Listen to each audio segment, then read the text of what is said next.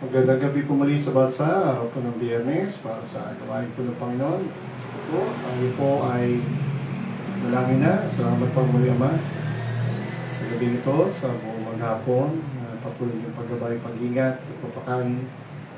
Tuloy pong pakalinisin namin mga puso, sa mga bagay ng marami na nakikita po ninyo sa aming isip, sa aming mga nakita, narinig, o sinabit man o ginawa.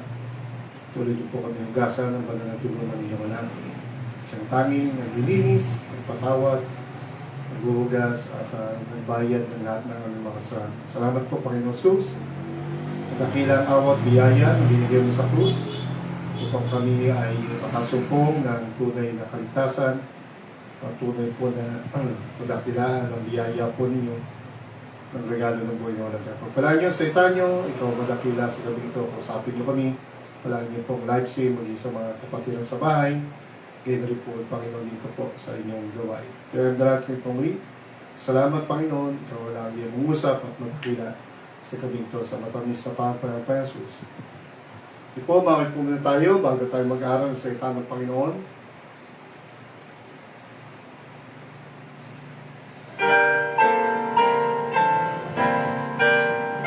Nandito po natin, burdens are lifted. Ready? Days are filled with sorrow and pain. Hearts are lonely and drained. Burdens are lifted at Calvary. Jesus is very near. Burdens are lifted at Calvary. Calvary, Calvary. Burdens are lifted at Calvary. Jesus is very near. Cast your care on Jesus today. Leave your worry and fear. Burdens are lifted at Calvary. Jesus is very near. Burdens are lifted at Calvary. Calvary, Calvary. Burdens are lifted at Calvary. Jesus is very near. Troubled soul, the Savior can feel every heartache and tear. Burdens are lifted at Calvary. Jesus is very near. Burdens are lifted at Calvary. Calvary, Calvary. Burdens are lifted at Calvary. Jesus is very near.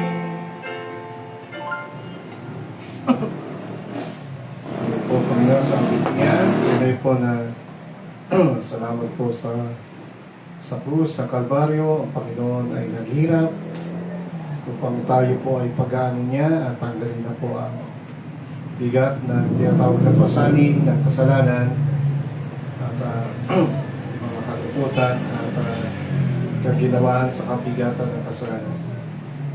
Sige po, let's continue our series of study about when three prophets prayed for death in the Bible. So, bakit ba sila nanalangin ng kamatayan at actually hindi sinagot ng Diyos siyempre itong panalangin ito. So, una ay si Moses sa Numbers 11:15, at sabi niya, ang prayer niya, and if thou deal thus with me, kill me, I pray thee, out of hand.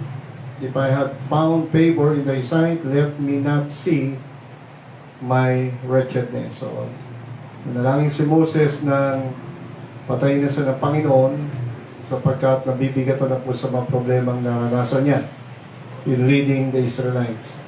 Sumunod po, si Elijah, 1 Kings 19:4.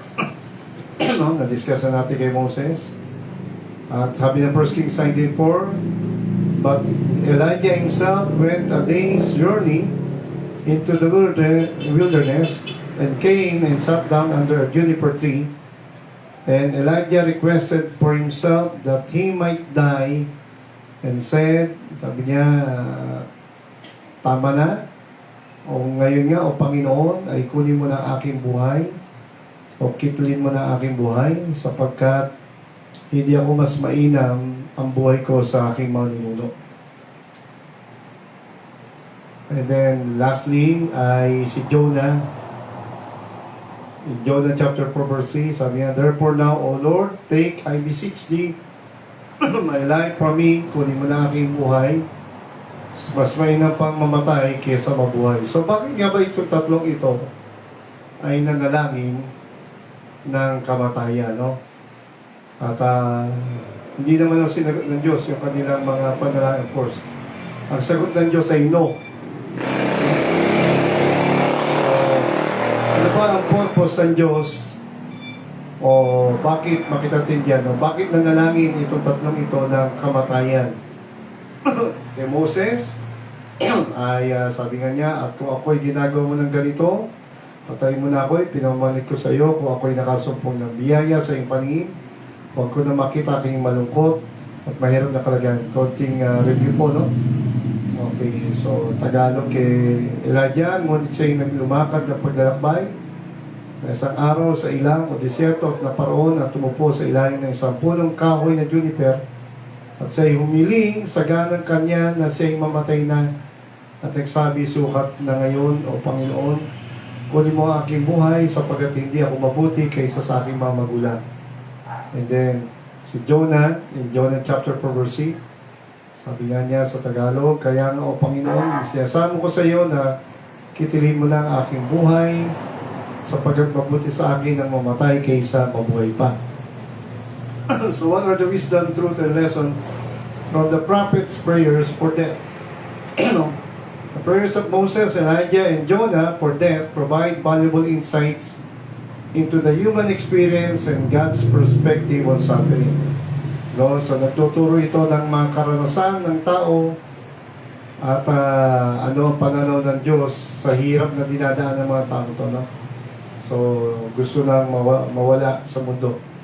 Number one, we can learn from Moses prayer. Kaya ganun na panalangin yan sa mamatay na because he was drawn by duties. Okay, ibig sabihin drawn by duties, nalulunod na po siya sa bigat ng kanyang mga responsibilidad o mga pasanin. No? Kaya bakit yung iba talagang bumibigay? Katulad yung nanay doon sa Bulacan, di ba? Wala nang panggatas, iwan pa yata ng asawa, pinabayaan, ng babae pa yata asawa, tapos yung biyena na hindi pa siya tinutulungan, inaalalayan.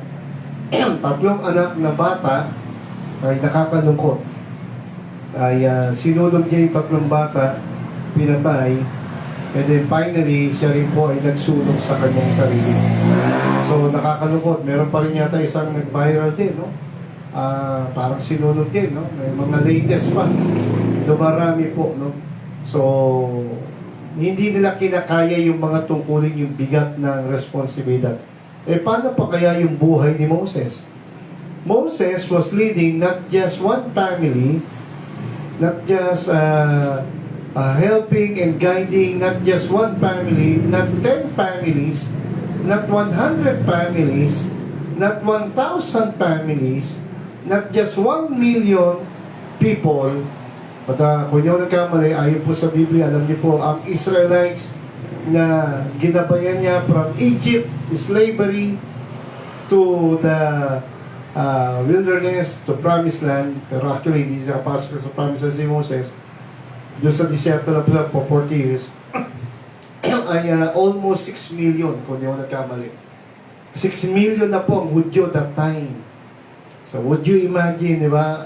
Hindi po ito 1 million lang, hindi po 10 pamilya. Talagang napakabigat po ito. Napakabigat na itong COVID. Isipin mo ko, isa lang magreklamo nga eh. 10, 100, 1,000, 1 million, paano pa yung 6 million? And of course, ang talagang halos nagpapabigat sa kanila ano, yung daing, reklamo ng mga tatay, yung mga leader, silang mga number 1 kasi siyempre pasaway dyan. Okay, so, kaya sabi niya number 15, ay patay mo na ako, Panginoon. Parang wala nang pakinabang buhay ko. No? Let me not see my wretchedness. Parang wala na siya magawa. When they ask for food, no? Yan po yung context po niya. Tapos na tayo niya, pero patay review. So Moses felt burdened by the Israelites complaint. No? Nabigatan siya sa mga reklamo nila. Kaya sabi niya, Lord, patayin mo na ako kaysa ganito ang sitwasyon ng buhay ko. So ano ang tugon ng Diyos? Ay nagbigay ang Diyos ng katuwang niya na 70 elders upang alalayan siya sa mga pasanin at turuan siya ng halaga ng paghingi ng tulong at pagpapasa, delegating, pagpapasa ng tungkulin. Kaya minsan, maganda sa bahay talaga, no? Bagamat kaya ng mga magulang yung trabaho sa bahay. Pero mainam din naman, maintindihan natin mga anak, tulungan niyo ang nanay niyo, lalo na pagkaya niyo na. Kasi sa totoo lang, tumatanda na ang mga parents niyo. Pangalawa, mabuti rin sa mga anak na bata pa, natututo na magsaing, maglaba, magluto, mamalengke. Bakit? Kasi, kung magpapamilya kayo, edi training na yan eh. Training. Ika nga, tumanda kayo, lalo na kung biglang mawala ang parents yun, na ika nga, tumanda kayo na ready na for life. O, diba? Kaya may isa, marami, nakakalungkot, diba? Ano yun? Yung mga kabataan, gusto lang mag-boyfriend, girlfriend. Ha? Gusto na mag-asawa, parang naglalaro-laro lang. No? Kaya sabi yan, no? Nanay na si Nene, no? Tatay na si Totoy, yun ang nakakalungkot, nagmamadali. Pero ang tanong, ni mismong pagsasaing, paglalaga ng itlog, nasusunog pa. No? Isipin mo, may mga ganong, kasi nga, hindi ready. Diba? Kaya tulungan natin ang mga parents natin sa church, diba? Sa school, diba?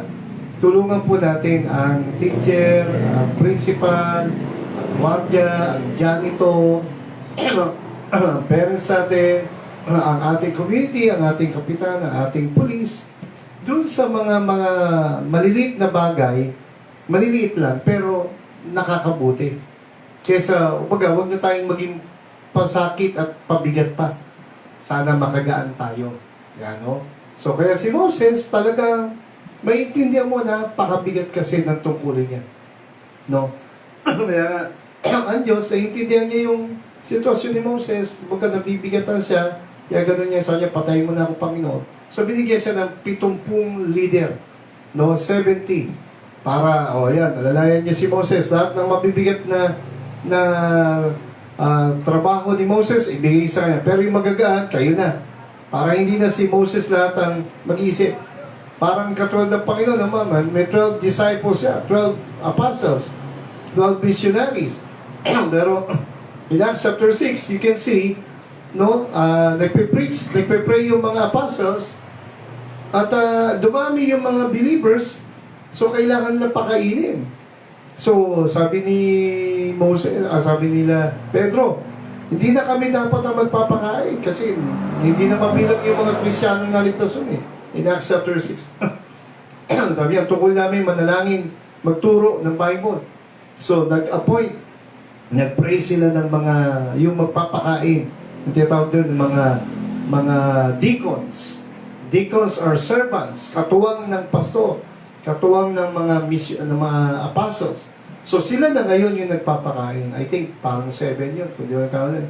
Isa na doon si Stephen, yung unang-unang nakaranas ng pag-usik, pinapatay ni Saul or Paul in the chapter 8, no?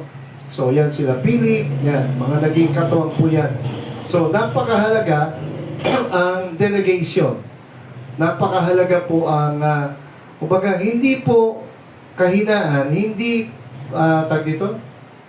hindi kahinaan ang umamin ka na hindi lahat kaya mo. Pride yun eh. Minsan may mga parents, no, may mga okay lang hangga't kaya mo, pero may mga pagkataon aminin natin, ma-pride din ang mga parents. Ma-pride din yung mga teachers o yung mga principal. Kunwari kaya niya. Pero totoo, hindi na niya kaya. Di ba? Ano yun? Kaya nga kumbaga sa basketball may coach, may captain ball, di ba? May guard, may forward, may center, may kanya-kanyang position. No? May kanya-kanya silang pesto, may kanya-kanyang binabantayan. Tulong-tulong sila. Kaya mahalaga yung team, mahalaga yung tulong-tulong, mahalaga yung pagkakaisa, mahalaga yung pag-uunawaan, di ba? Pakikisama, mahalaga po yan.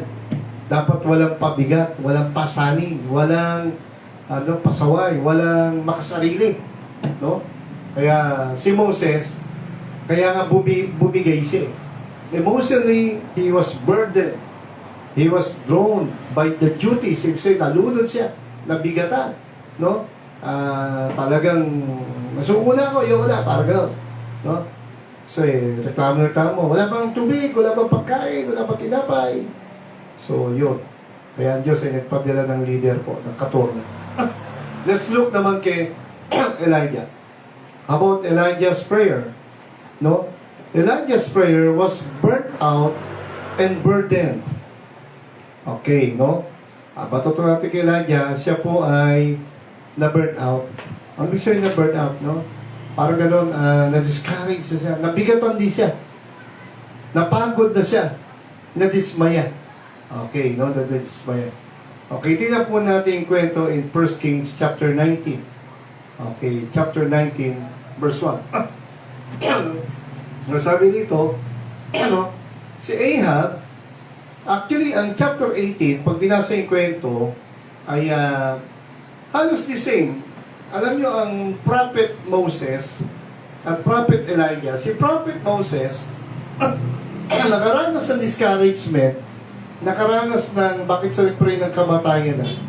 Kasi, makita natin dito, no, na ang buhay kasi natin hindi lagi puro excitement. Hindi puro happiness. Meron loneliness. Hindi puro sabi nga, hindi puro sarap, hindi puro kain lang. No? May trabaho din. Yan. No, hindi puro tagumpay. Meron din kabiguan. Hindi puro saya. Meron din lungkot. Hindi puro yun yan. Excitement. Meron ding malulungkot na panahon sa buhay natin. So si Moses, remember the story, the 10 plagues, hindi lang 10 salot, pati nahating dagat. So exciting yun. Daming binawang milagro ng Diyos kay Moses. Di ba? Kaya akala mo, taga si Moses, bidang-bida eh. Siyempre, bida ang Diyos. Pero si Moses kasi bilang leader, sikat na sikat.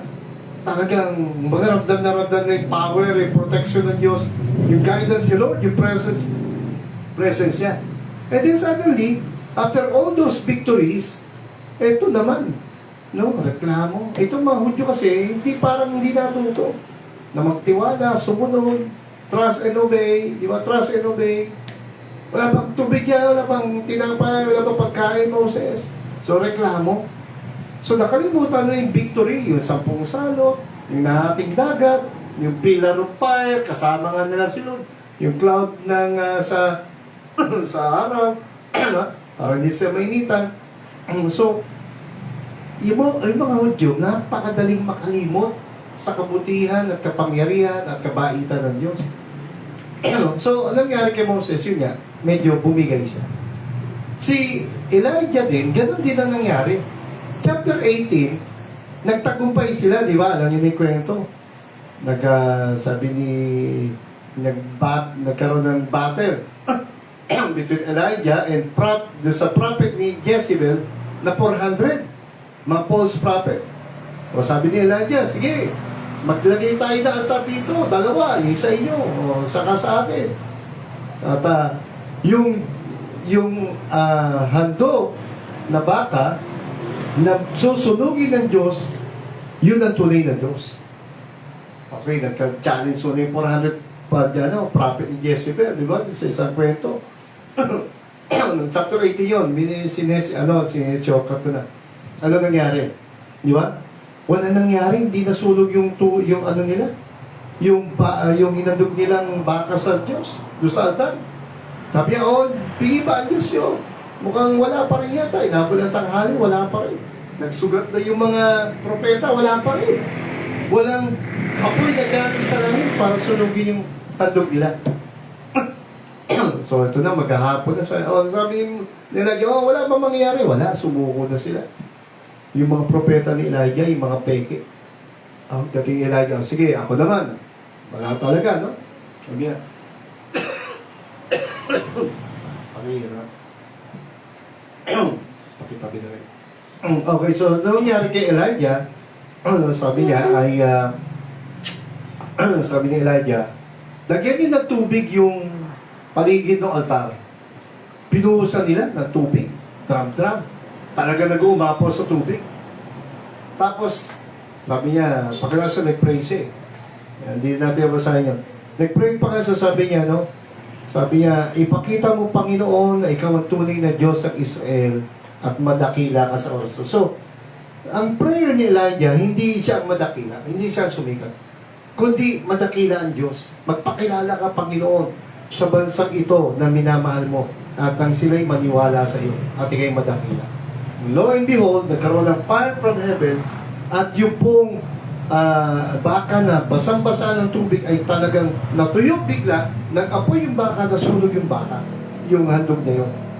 Kaya natakot ang mga Israelita noon, yung mga nanonood sa contest na yun, at yung mga prophet ni Jezebel, sabi ni Elijah, pinag-utos siya, patayin nyo lahat yan. So pinapatay yun. Napatay po yung lahat ng 400 false prophet ni Jezebel. Jezebel was the wife of King Ahab. King Ahab was the wicked king that time, and the wicked queen, Jezebel. Makita natin, ito po yung time na hindi po nagpaulan ang Diyos for 3.5 years.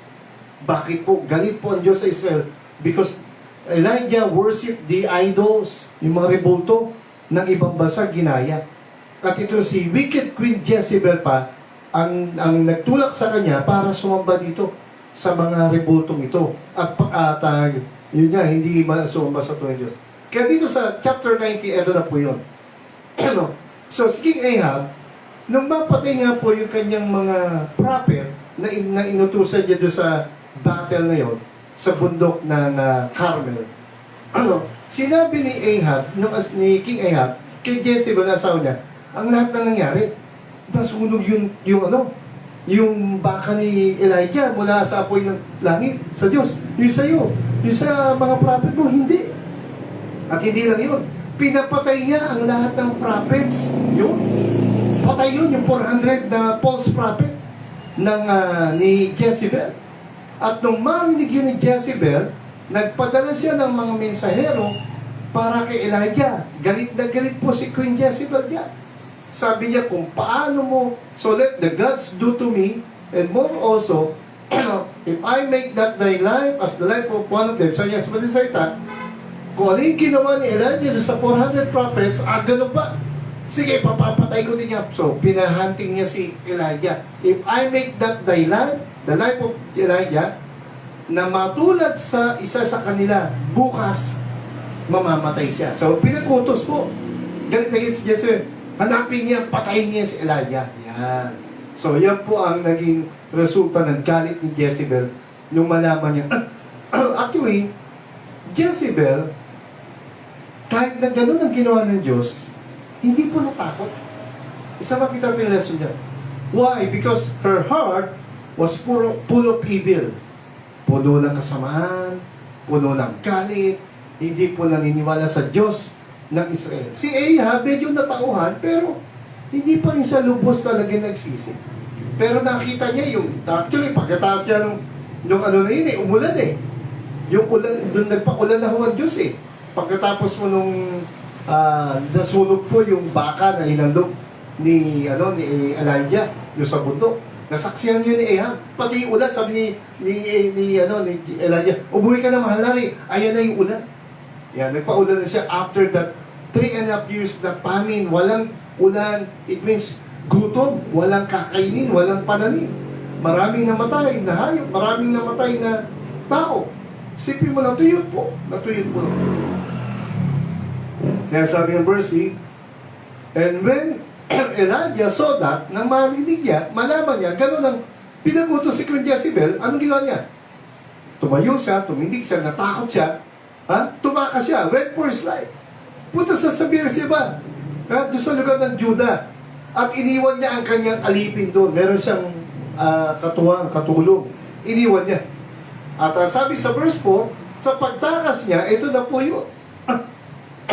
Sa pagtakas niya, take note, went a day's journey. Sabihin, hindi lang siya naglakbay niya sa araw. Maraming araw yan. Tumakas siya. Diyan ka lang, tumakas siya. Araw, lakad. No? Hindi na binagit ito. Kumain ba siya? Sabihin, hindi lang mo ito.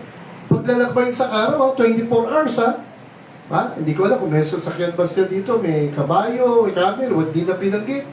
Pero sabi sa Masalita, sa pagtakas siya, puno siya ng takot, tumakas siya ilang araw na naglakbay sa disyerto.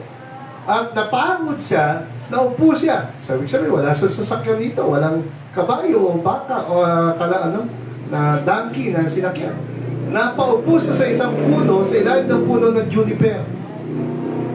At sa pagod po niya, yun na nga po, napagod, no?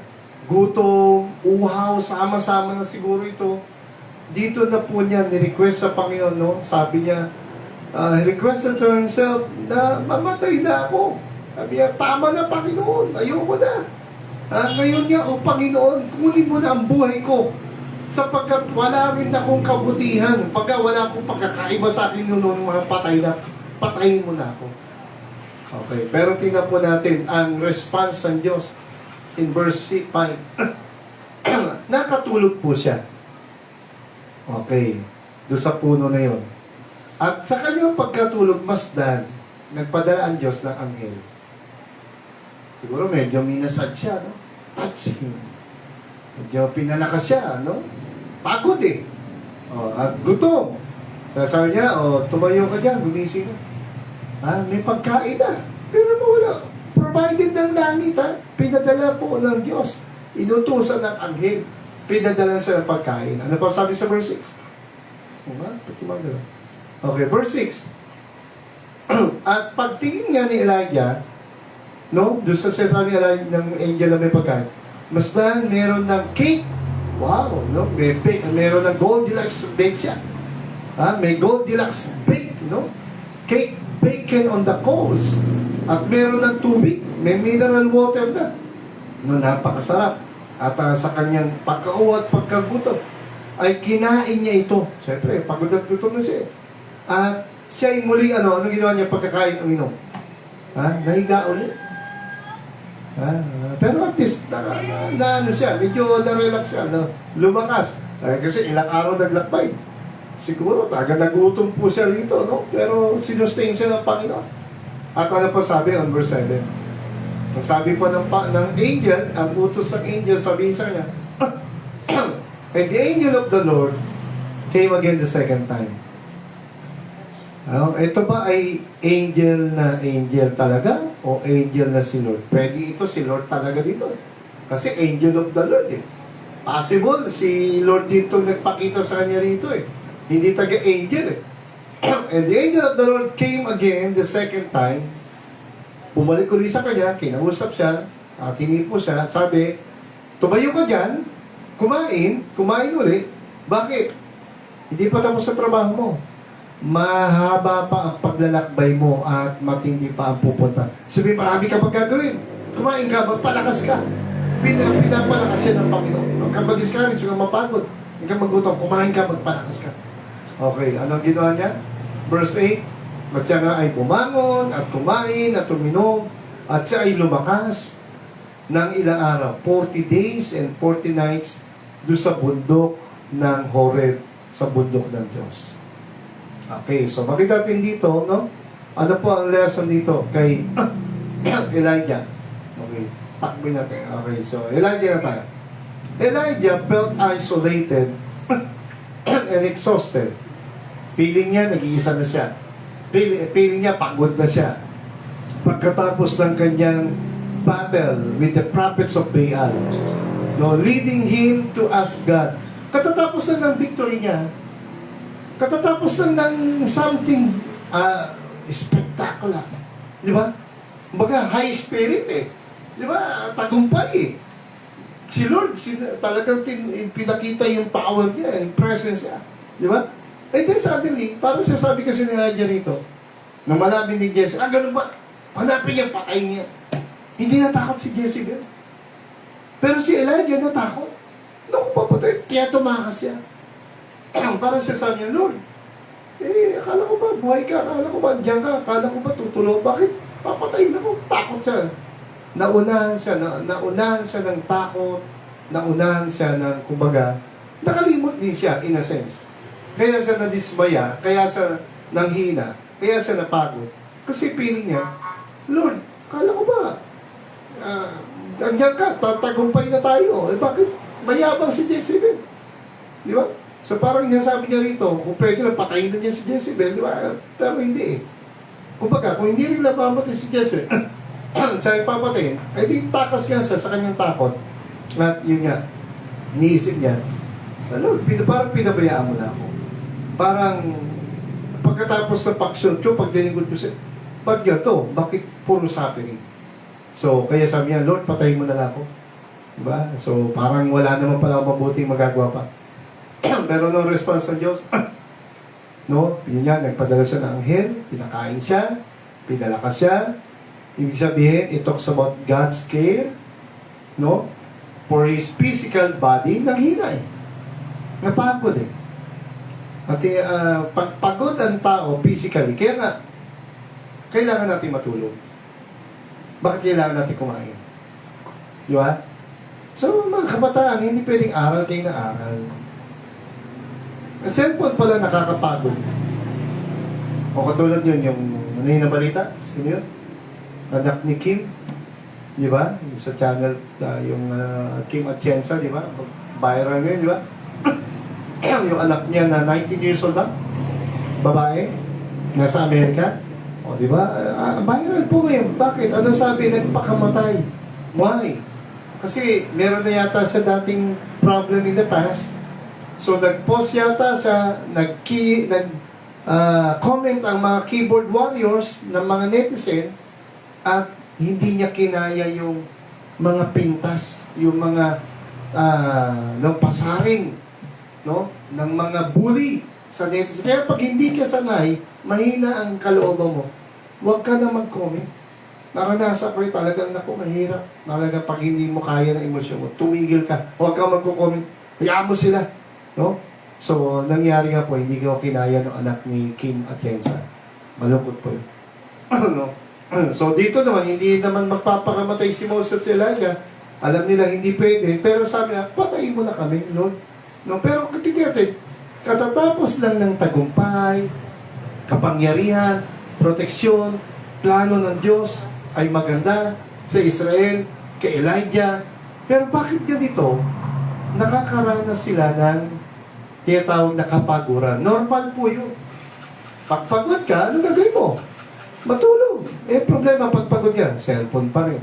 Gutom ka na, cellphone pa rin. Di ba? So, hindi pwede na, kaya ang gadget po ngayon ay masyado po, hindi po ninyo namamalayan. Ha? Hindi nyo namamalayan. Kinakain ng oras nyo ng pagtulog, ng tinatag nating pagkain, pahinga. Kaya, marami taga ngayon ay stress, no? Marami ngayon ay nadidistress, nadidepress, no? Kaya, makita natin dito, mabuti nga kung